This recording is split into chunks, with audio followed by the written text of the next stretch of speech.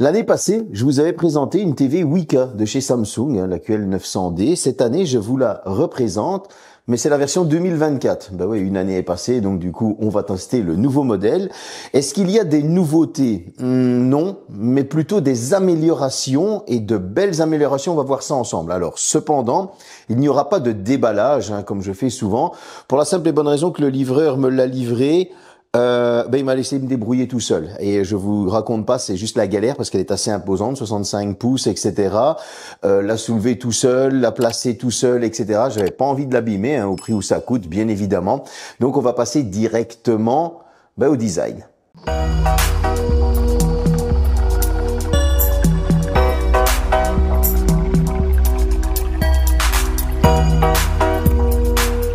Et quel design cette QN900D? Pourquoi? Alors, il porte un nom très spécial, ça s'appelle le Infinity Air Design. Pourquoi Infinity Air Design? Tout simplement déjà pour ses 17 mm d'épaisseur, ce qui la rend franchement très fine et très classe.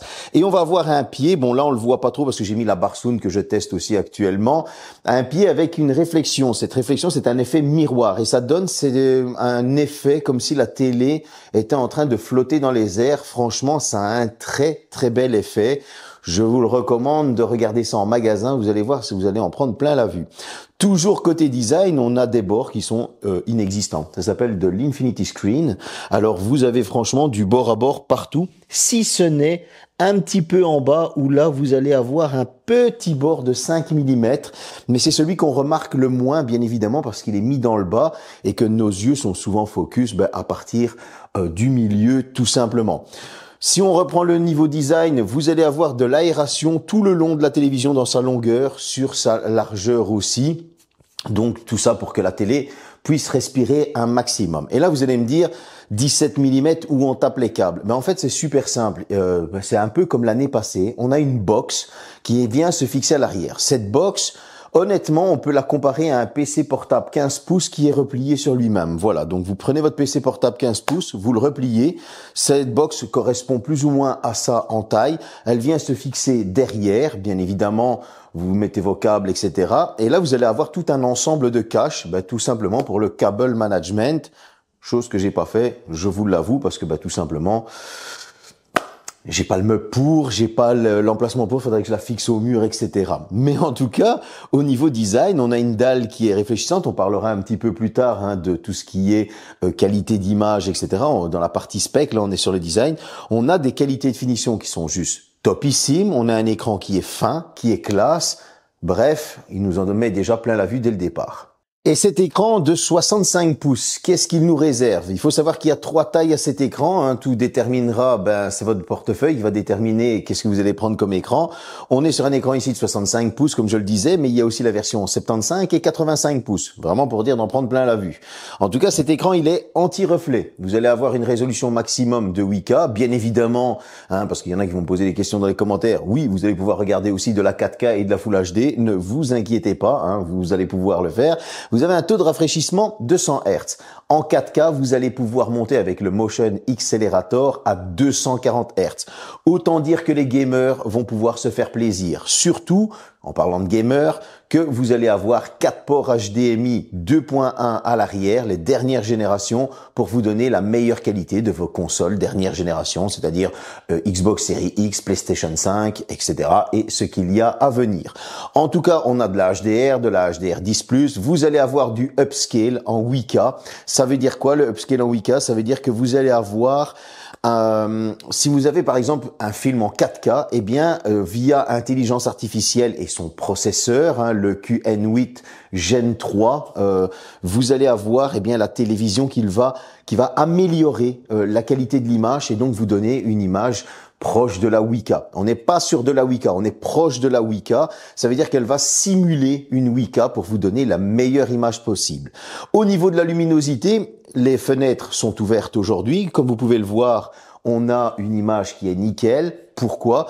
Tout simplement parce qu'on a un écran qui va nous donner jusqu'à 4000 nits de luminosité. C'est juste énorme. Bref, on a cet écran qui nous en met plein la vue. Vous allez avoir de l'intelligence artificielle qui va venir aider. cet écran à pouvoir vous donner la meilleure image possible. Donc honnêtement, après on ira faire un petit tour dans les menus, hein, bien évidemment, je vais vous mettre quelques extraits en jeu vidéo. Je ne peux pas vous mettre d'extraits de films, malheureusement, hein, parce que YouTube, il y a les droits d'auteur, etc. Je ferai cependant en sorte de vous mettre d'une vidéo YouTube en 8K, hein, donc la résolution maximum. Mais en tout cas, vous avez vraiment un écran qui est juste sublime à regarder. C'est un véritable plaisir de découvrir et redécouvrir même certains vieux films. Là, honnêtement, c'est totalement bluffant. Et c'est ce nouveau processeur QN8 Gen 3, eh bien, tout simplement, il fait vraiment un meilleur travail que l'année passée parce que j'ai l'impression qu'il travaille un peu plus vite par rapport à celui du modèle 2023. Au niveau du son, si vous n'avez pas dépensé d'argent dans une Barsoon, sachez que cette télévision ne va pas vous laisser en reste. En effet, vous avez un son 6.2.4. Alors, il est compatible Dolby Atmos. Vous allez avoir aussi du son Q-Symphony, du OTS Pro, de l'Adaptive Sound Pro. Vous allez avoir un son de 90 watts RMS. Vous allez avoir de l'Active Voice Amplifier Pro et du son 360 audio. Qu'est-ce que ça veut dire que ce son 360 audio? Eh bien, tout simplement, en fait, les haut-parleurs sont faits de manière à pousser le son vers le haut pour qu'il y ait une réflexion avec le plafond et vous donner le meilleur son possible dans un environnement global. Ça veut dire qu'en fait, il va y avoir un son qui retape dans les parois pour vous donner le son qui vient vous tourner autour et donc vous donner cette sensation de 360 degrés. Est-ce qu'il marche? Oui, honnêtement.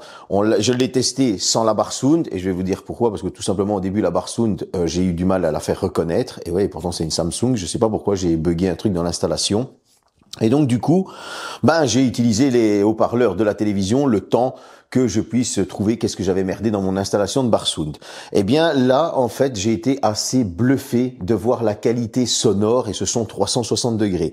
Est-ce qu'il vaut une Barsound avec bien évidemment tout le système, basse, etc. Non. Mais vous avez une basse qui est assez présente et vous avez un son qui est globalement chaud, qui ne va pas être trop tiré sur les médiums ou les aigus. Donc pour ma part, je le trouve assez bien équilibré. Au niveau des connectiques, nous sommes sur 4 ports HDMI 2.1, dont un qui est avec eARC pour avoir le meilleur son possible. Bien évidemment, tant qu'on est dans le son, il y aura une connexion optique pour la fibre optique pour avoir vraiment le meilleur son en fibre optique. Vous allez avoir tout simplement 2 ports USB type A, un port USB type C, de l'RJ45. Bon, donc voilà. Au niveau des connexions, vous allez retrouver du Wi-Fi 6E, du Bluetooth 5.2. Donc bref, au niveau des connectiques, je pense qu'on est assez complet. Il y a de quoi bien s'y retrouver. Ça fait un fameux bordel de câbles derrière. Donc franchement, heureusement qu'il y a les petits caches pour le cable management. Je vous le cache pas. Avant d'aller dans les menus, je vais tout simplement vous parler de la petite télécommande qui nous sert à aller dans les menus. Eh bien, elle est solaire. Donc voilà, vous n'avez plus besoin de piles. Cette petite télécommande, vous la retournez. Elle prend la lumière du jour. Donc c'est un peu comme du photovoltaïque, on va dire. Elle capte la lumière solaire, comme vos calculettes. Voilà, tout simplement. Et elle va se recharger. Donc plus besoin de se prendre la tête à aller chercher des piles. Et puis, pour l'écologie, c'est assez sympa. Là, je viens d'appuyer sur le bouton Home. Nous sommes sur un système Tizen, donc pour voyager dans les menus.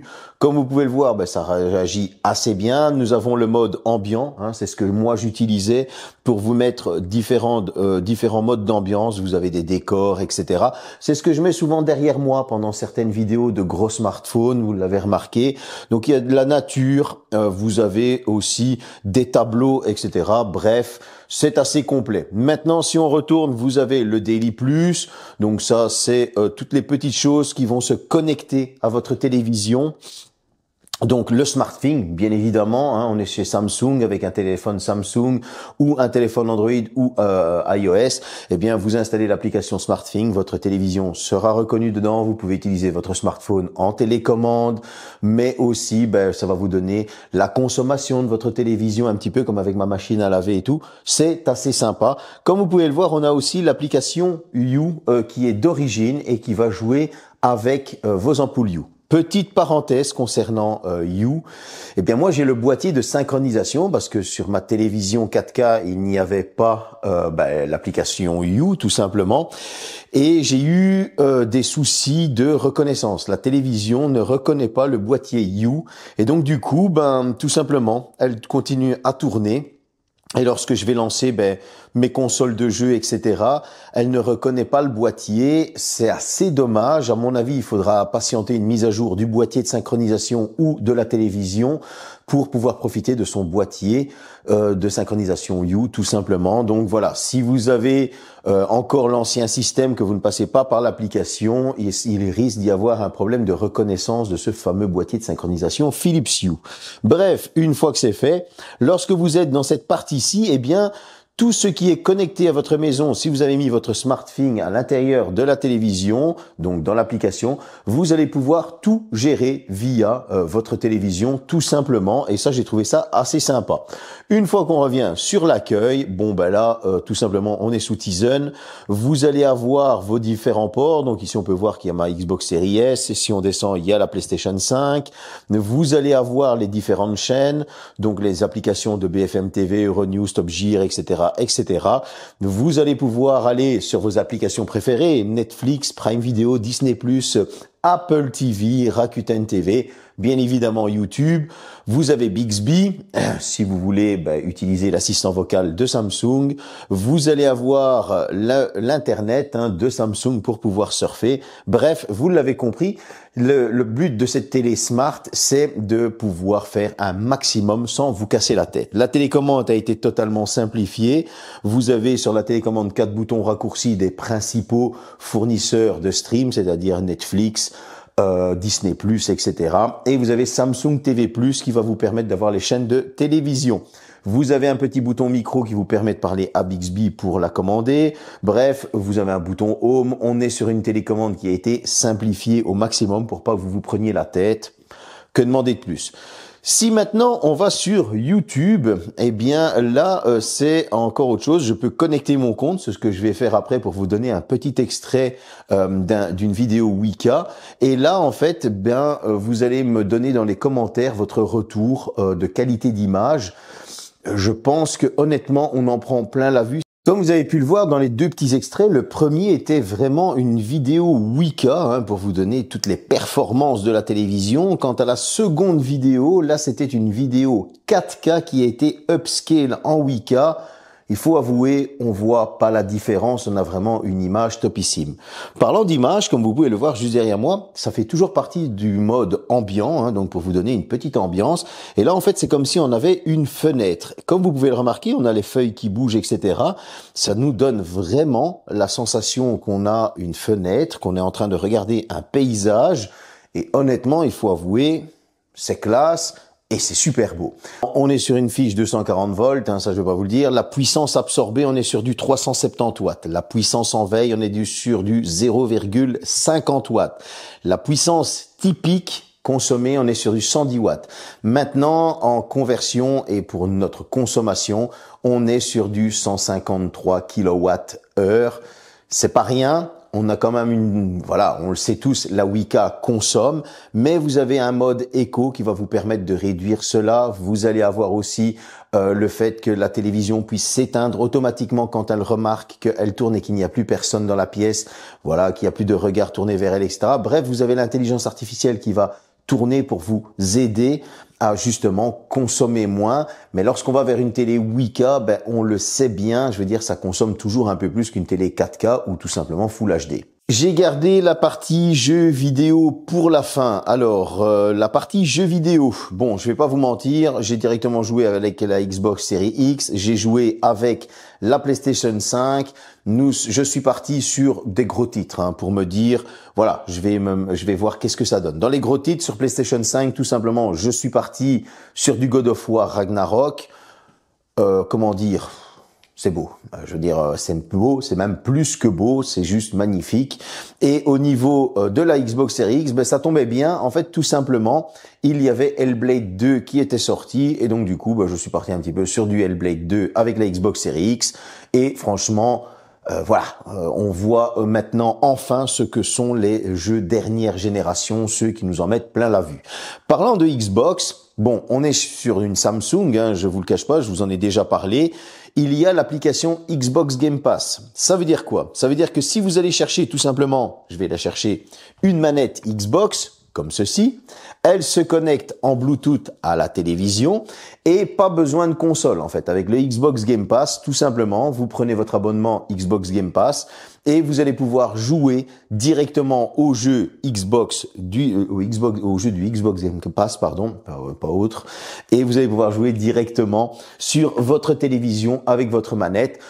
Au cas où vous n'auriez pas de console next-gen, voilà, je veux dire, je vous conseille cependant, ça c'est un conseil d'amis, de ne pas être en Wi-Fi mais d'être en filaire, d'être en RJ45 pour avoir la meilleure connexion possible. Et je vous conseille aussi d'avoir une connexion qui va au-delà des 100 mégabytes seconde. C'est le minimum vital pour pouvoir jouer avec le Xbox Game Pass, c'est directement sur une télévision. Voilà, comme ça vous êtes avertis. Comme je le disais, 3 tailles, 3 prix. Alors, nous avons la version 65 pouces qui fait 5 799 €, 5 799 € pour nos amis français. Et puis nous avons la version 85 pouces qui elle est à 10 999 €, 10 999 € pour nos amis belges. Bref, ça fait mal. Alors, je veux dire, c'est un budget, certes, pas tout le monde va pouvoir se la payer. C'est clairement ceux qui ont envie d'avoir une télé d'exception à leur maison.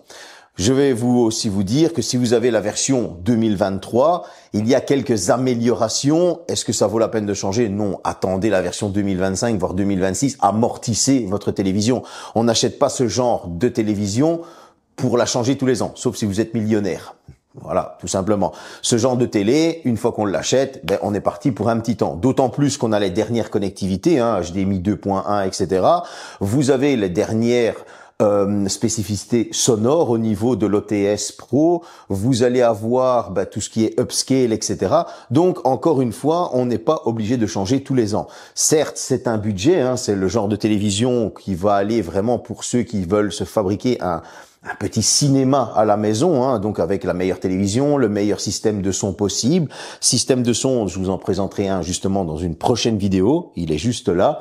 C'est un Samsung aussi. Bref, vous l'avez compris, on est sur quelque chose qui va aller pour les dingues de séries, de films, de jeux vidéo et ceux qui veulent s'en prendre plein la vue. J'espère que cette petite vidéo vous a plu. Je voulais vous présenter ce modèle 2024. Ça me tenait à cœur parce que voilà, la première vidéo avait fait son petit effet, ça avait plu à quelques-uns de mes abonnés, ils l'ont réclamé. Voici la vidéo. J'espère que ça vous a plu en tout cas. J'essaye de faire de mon mieux pour ce qui est des télévisions. Salut.